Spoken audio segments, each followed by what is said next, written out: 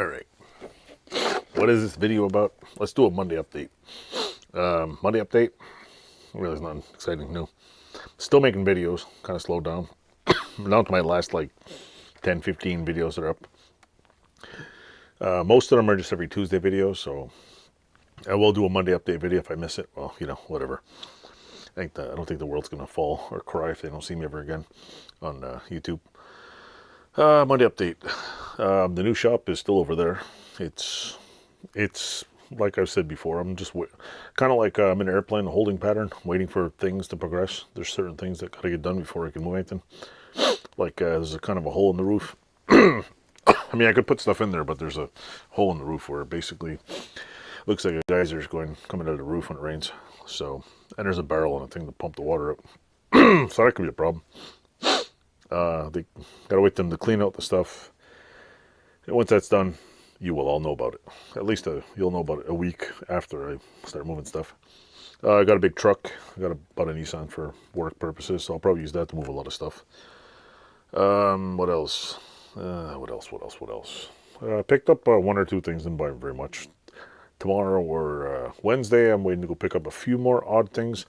I got a few things that I picked up for the bike and a couple other odds and ends that I got from my house. I think one's a plastic restorer. I want to try it out on the Yamaha, which is parked outside. I want to bring that in this. Yamaha's coming inside this winter. I'm checking I did the back brakes. I got to check the front brakes because they're kind of sticky. So I have a feeling they're just getting old. A 20-year-old bike.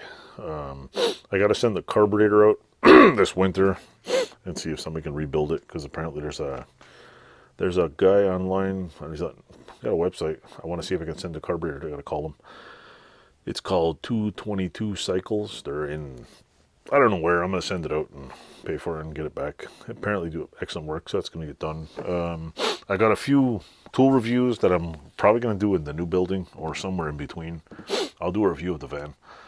Basically, it's a beater. It was cheap. It's better than, it was, let's just say I didn't spend $45,000 on a freaking van just so I can drive it once a week to pick up stuff. So, yeah.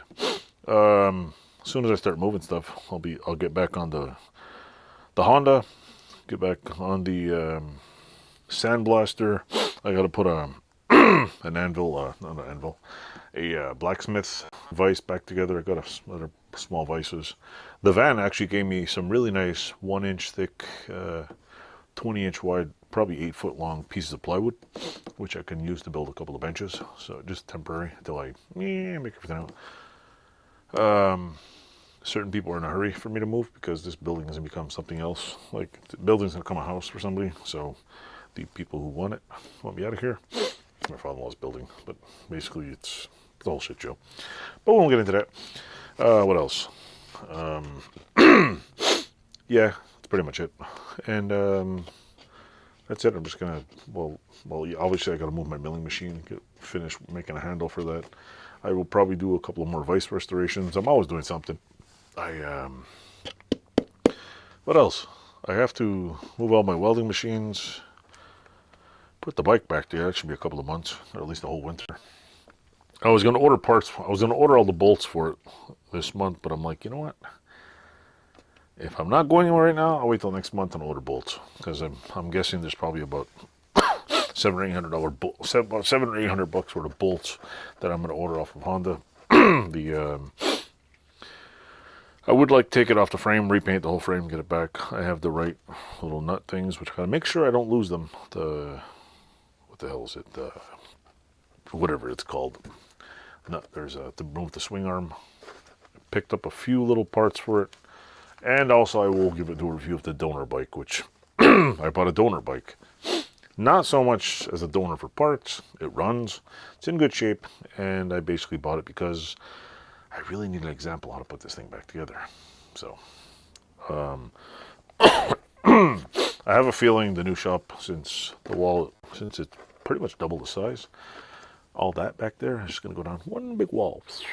And then maybe I'll put a welding table in the middle and put another bunch of shit on another wall, and we'll see. I also plan on making a little section for my kids, because we'll be living next door, so, you know, kind of a little art place, get the kids involved, maybe, you know, Bought him a plasma cutter to play with some, dangerous shit. Bought him some knives, Bought him a BB gun, but goggles, because nobody wants a blind kid, especially one with a BB stuck in his eyeball for his whole life. So, I mean, there's nothing wrong with blind kids, but, nobody wants their kid to go blind. Break an arm, break a leg, Don't want to lose any limbs, don't want them to go blind. Gotta be safe, like when we were kids. I think when we were a teenager, I think we were early teens, we were playing with my cousins.